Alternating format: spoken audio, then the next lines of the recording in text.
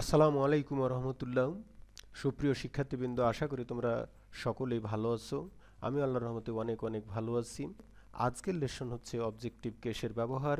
আজকে আমরা অবজেক্টিভ কেসের ব্যবহার নিয়ে আলোচনা করব সবচেয়ে সহজ নিয়মে। তোমাদের যাদের অবজেক্টিভ কেসের ব্যবহার নিয়ে সমস্যা আছে, তোমরা আজকের ভিডিওটি খুব ভালোভাবে দেখবে, তাহলে অবজেক্টিভ কেসের ব্যবহার সম্পর্কে তোমরা চমৎকার ধারণা পেয়ে যাবে। পরবর্তী সময়ে তোমাদের অবজেক্টিভ কেসের ব্যবহার নিয়ে কোনো ধরনের অসুবিধা হবে না। আর কথা নয়, লেটস গেট স্টার্টেড। এক, নাউন হিসাবে হি হ্যাজ এ কার। দুই, প্রোনাউন হিসাবে Hasan showed me a picture. তিন, অ্যাডজেক্টিভ হিসাবে I always try to help the poor.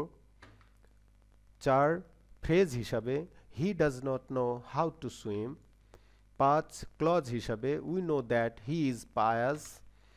ছয়, ইনফিনিটিভ হিসাবে রিফা লাইকস টু রিড। সাত, জিরান হিসাবে আই লাইক গসিপিং। আট, ভার্বাল নাউন হিসাবে I like the reading of history.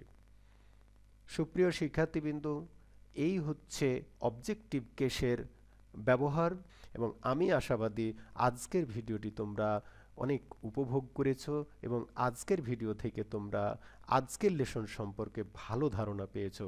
তোমাদের সকলের সুস্বাস্থ্য কামনা করে আজকের মতো এখানে শেষ করছি। আল্লাহ হাফেজ।